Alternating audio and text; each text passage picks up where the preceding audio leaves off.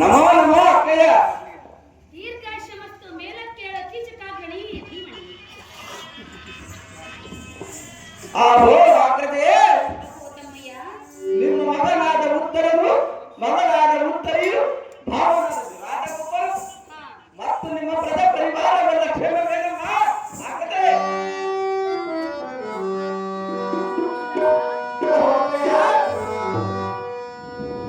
ನಮ್ಮ ಕುಟುಂಬವೆಲ್ಲವೂ ಸೌಖ್ಯದಿಂದ ಇದೆ. ಅವು ತಮ್ಮನಾದ ಕೀಚಕನೇ, ನೀನು ಹೇಗಿರುವೆ? ನೀನು ಹೇಗಿರುವೆ ತಮ್ಮಯ್ಯ? ಕೀಚಕನೇ, ಹೇಳುವೆ ಕೇಳು. ಬಾರೇ ತಮ್ಮನೇ, ಎಲ್ಲಿಗೆ ಗಮ್ಮನೇ, ಬಾಬಾ ಮೆಲ್ಲನೆ ತಮ್ಮನೇ.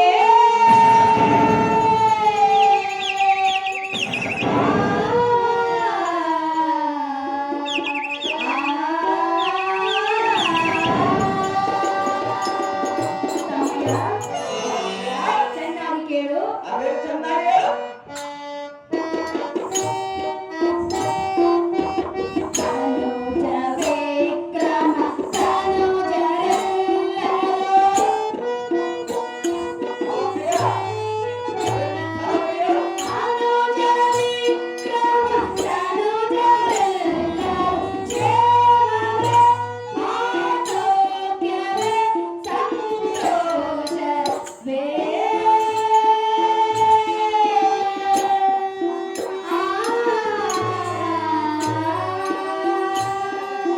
ಅನುಜ ಸಮ ಕ್ಷೇಮವೇನೋ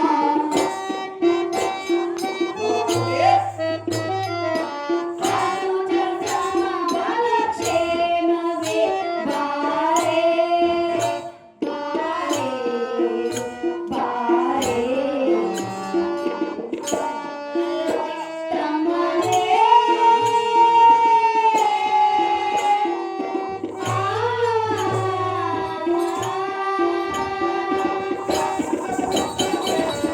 ಅಹೋ ತಮ್ಮನಾದ ಕೀಚಕನೇ, ಅಕ್ಕಯ್ಯ, ನೀನು ಮತ್ತು ನಿನ್ನ 100 ಜನ ತಮ್ಮಂದಿರ ಕ್ಷೇತ್ರದಿಂದಿರುವ ಏನಪ್ಪ ಕೀಚಕಾಗ್ರಣಿ ಧೀಮಣಿ. ಆಹೋ ಅಕ್ಕಯ್ಯ, ನಾನು ನನ್ನ ತಮ್ಮಂದಿರನ್ನು ಮತ್ತು ನಮ್ಮ ಪ್ರಜಾ ಪರಿವಾರವೆಲ್ಲ ಇಂದಿನವರೆಗೂ ಸುಕ್ಷೇಮವಾಗಿರಬಹುದು ಅಕ್ಕಯ್ಯ. ಆದರೆ ನಿಮ್ಮ ತರಸು ಆಶೀರ್ವಾದಕ್ಕೆ ಬಹಳ ದಿವಸಗಳಾದವು. ಆದ ಕಾರಣ ನಾನು ಬಂದಿರುವೆ. ಅಕ್ಕಯ್ಯ, ಒಳ್ಳೆಯ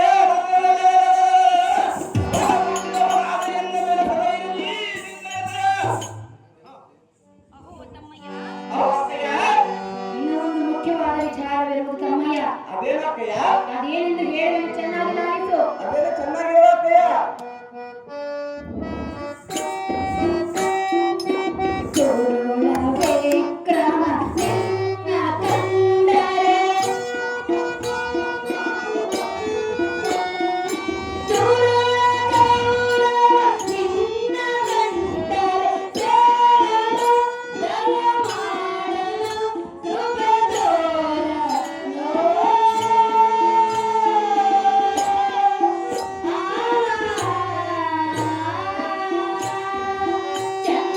ಚಂದದಿಂದಲೇ ಕೇಳು ನೀನು.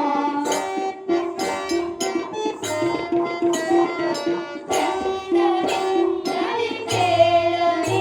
ಬಾರೇ ಬಾರೇ ಬಾರೇ ತಮ್ಮನೇ.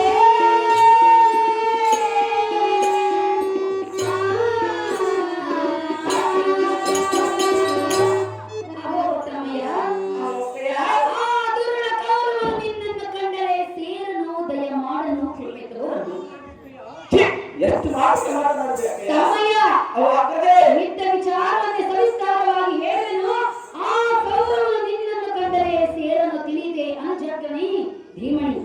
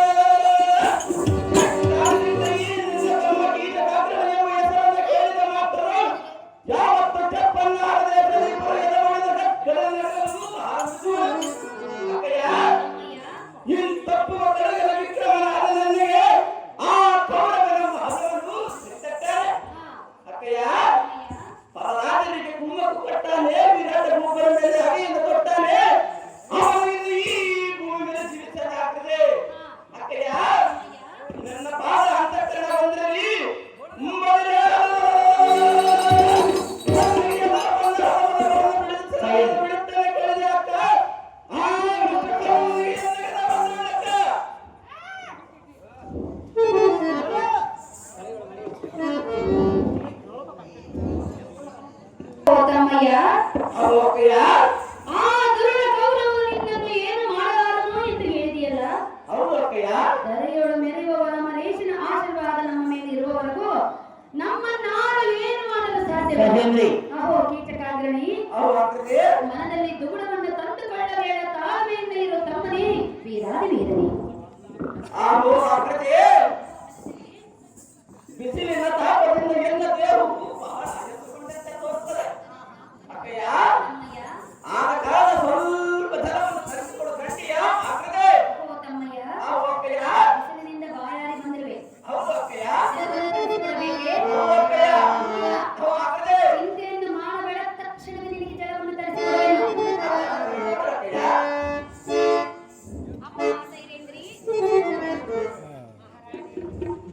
ಎನ್ನ ತಮ್ಮನಾದ ಕೀಚಕನು ಬಿಸಿಲಿನಿಂದ ಬಾಯಾರಿ ದಾಹಗೊಂಡು ಬಂದಿರನು. ಸ್ವಲ್ಪ ಜಲವನ್ನು ತರಿಸಿಕೊಡಿ ಅಮ್ಮಯ್ಯ. ಅಮ್ಮ ಮಹಾರಾಣಿ, ಸೈರೇಂದ್ರಿ, ನಿನ್ನ ತಮ್ಮನಿಗೋಸ್ಕರವಾಗಿ ಜಲವನ್ನು ತೆಗೆದುಕೊಂಡು ಬಂದಿದ್ದಾರೆ. ತಮ್ಮಯ್ಯ, ಬಿಸಿಲಿನಿಂದ ಬಾಯಾರಿ ಬಂದಿರಲು ಅಕ್ಕಯ್ಯ ಜಲವನ್ನು ತರಿಸಿಕೊಡು ಎಂದು ಕೇಳಿದೆಯಲ್ಲ. ಹೌದು ಅಕ್ಕಯ್ಯ. ತರಿಸಿದನು, ತಿಳಿದುಕೋ. ಅಕ್ಕಯ್ಯ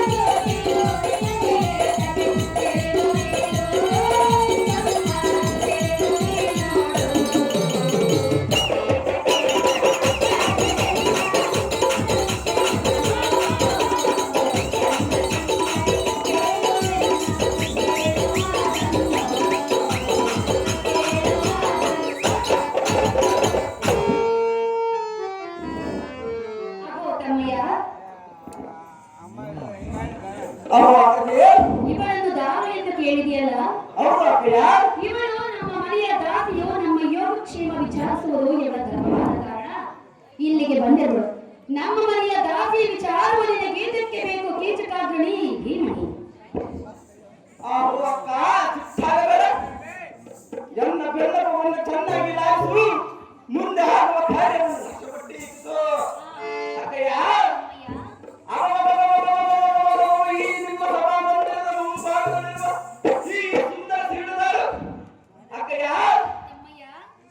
ಈ ನರಾಶಿನ ಮಣಿ ರಕ್ತವನ್ನು ಯಥಾರ್ಥ ಸಂಪಾದಿಸಿದ್ದಾಗಲೇ ಅಕ್ಕಯ್ಯ, ಈ ನಿಮ್ಮ ಸಭಾಮೋಹನಾಗಿ ಇರುವ ಚೀಲ ಸಮುದ್ರಕ್ಕೆ ಶರತ್ಕಾಲದ ಪೌರ್ಣಿಮೆ ಚಂದ್ರನ ಉದಯಿಸಿದಂತೆ ಈಗ ಎರಡು ಪ್ರತಿಶಯಗಳು ಕೃಷ್ಣಾನಿ ಕಟ್ಟಿರುತ್ತಿದ್ದಾರೆ.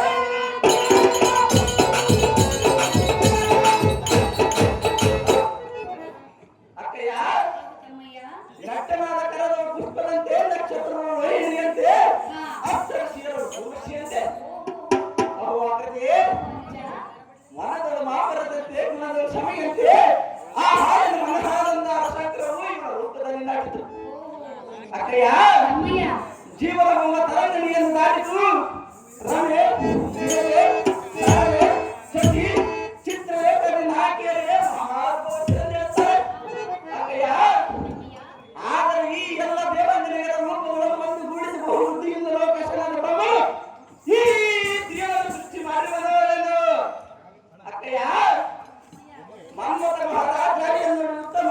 ಚಂದ ಮೋಹನದ ತಿಳಿ ಬಳೆಯನ್ನು ತೊಳೆದಿಟ್ಟ ಕಪ್ಪು ಅಲಿಗೆಯಂತೆ ಈ ಸುಂದರಿಯು ಅಮ್ಮಳು ಖಂಡಿಯ ಆಗದೆ ಅವಕ್ಕಯ್ಯ ನೀನು ಇಲ್ಲಿಗೆ ಬಂದ ಕಾರ್ಯವೇನು ತಮ್ಮಯ್ಯ?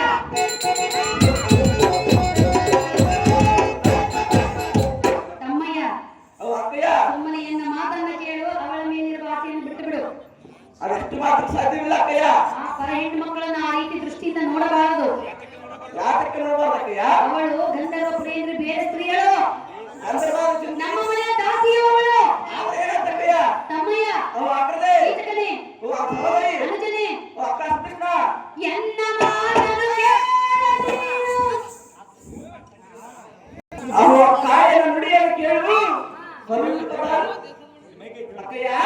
ತಮ್ಮಯ್ಯ ದೇವೇಂದ್ರನ ಸಭಾನಾಯಕಿಯರಾದ ಊರ್ವಶಿ ರಂಭಾದಿಯಲ್ಲಿ ಮಹಾರಥವನ್ನು ಹೇಳ್ತಾರೆ ಅಕ್ಕಯ್ಯ. ಊರ್ವಶಿ ಎಂದರೆ ಸುಜುರುಪದವಳು, ಅವಳನ್ನು ನೆಟ್ಟಗಿದ್ದಳು. ರಂಬೆ ರಂಬೆ ಎಂದರೆ ಬಾಳೆ ಬಾಳೆಗಿಡದವಳು ಜಾತಕದ ಅಕ್ಕಯ್ಯ. ದೂರದವಳು ಅತಿಶಯ ಪಾರ್ವತಿ ಎಂದು ಹೇಳ್ತಾರೆ. ಅವು ಅಕ್ಕದೆ ಕಲ್ಲಿನಲ್ಲಿ ಹುಟ್ಟಿದ ರೂಪವಂತರ ಗುಣ ಸೇರಿಸಿತು ನೋಡು. ಅವು ಅಕ್ಕದೆ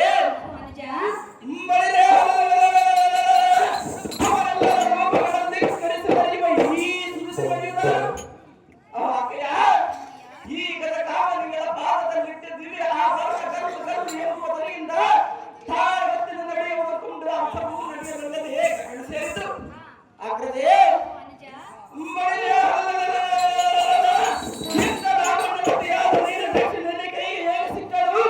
ಹೇಗೆ ಬಂದನ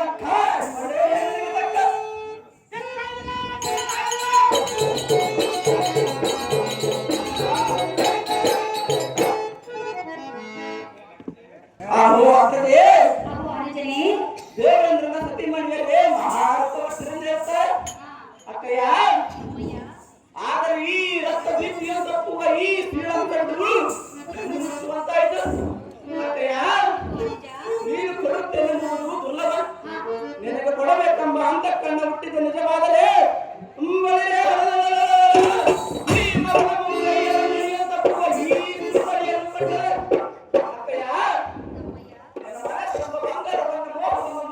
ಬಿಟ್ಟು ಬಹುಬುದ್ಧಿಯಿಂದ ಗಟ್ಟಿ ಮಾಡಿ ನನ್ನ ವಚನ ರಚನೆಯನ್ನು ಬಡಲಿಗಿಂತ ಸಾಲ ಮಾಡಿರು ಮನ್ಮತ ಮಮ್ಮತಗಳಿಗೆ ಈ ಮಮತಾರತ್ನವನ್ನು ಕೂದಲು ಬಿಟ್ಟು ನನ್ನ ಎದುರು ಪದಕದ ಹಾರವನ್ನು ಮಾಡಿ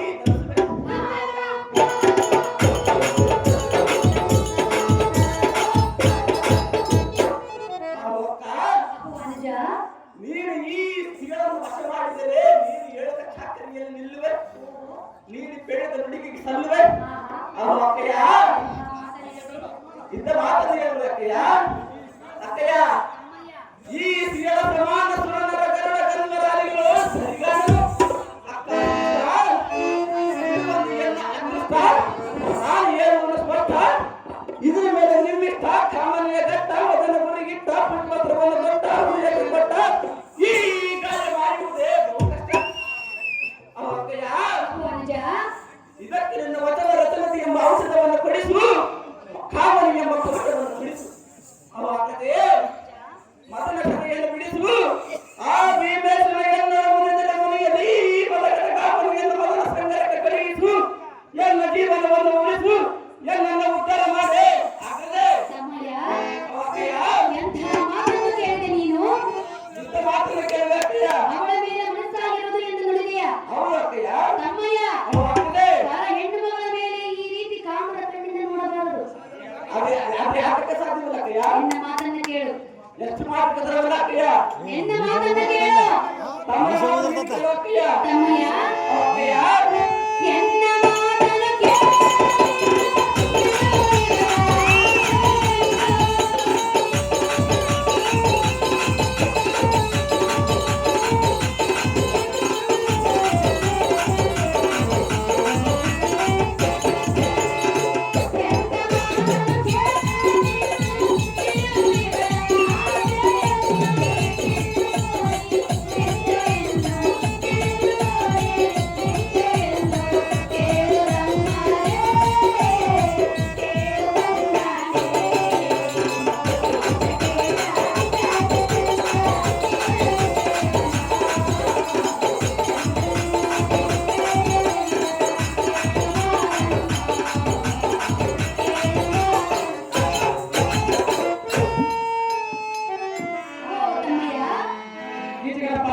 ಕಿರೀಟ ಕಟ್ಟುವಂತರು ಸ್ಟೇಜ್ ಹತ್ರ ಬರಬೇಕೆಂದು ವಿನಂತಿ.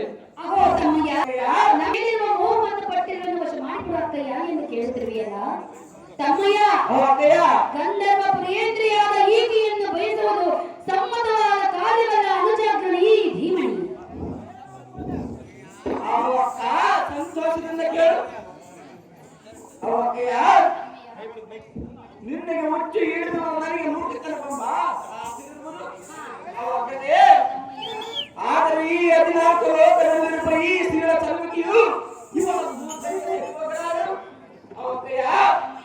ಆದರೆ ಇದಕ್ಕೊಂದು ನೀತಿಯನ್ನು ಹೇಳಿದ್ರು ಬಿಟ್ಟು ಕೇಳು. ಅದೇನು ಚೆನ್ನಾಗಿ ಹೇಳ್ತಮ್ಮಯ್ಯ. ಅಂಜ ಆರಸಿಕತನ ಸಂಭಾಷಣೆಯು ರಸಿಕತನ ವರ್ತಕರ ಹಲಮೋಕು ಜಸ್ತಿ ಆಲಿಂಗನೆತು ನಿಮ್ಮ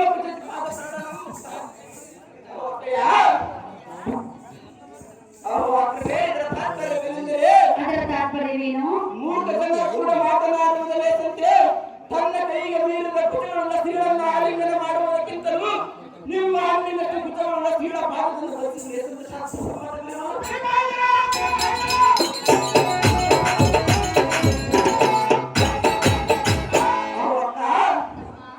ಆದ ಕಾರಣ ಈ ಸ್ತ್ರೀಗಳಿಗೆ ತುಂಬಾ ಬೈಗಳು ನಿಮ್ಮ ಅಣ್ಣಿನ ಕಾಣುವ ನೋಡು.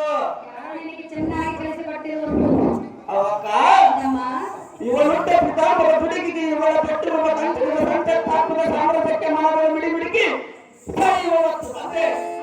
ಆದರೆ ಅಂಜ ಆದ ಕಾರಣ ಈ ಸೀಳನ್ನು ಎಲ್ಲ ವಶ ಮಾಡುವಕ್ಕ ಇವಳು ಅವಕ್ಕ ಯಾರು ಅವಳೇ ನನಗೆ ತಕ್ಕ ಎಂದು ಹೇಳುತ್ತಿರುವೆಯಲ್ಲ ತಮ್ಮಯ್ಯ. ನೀನು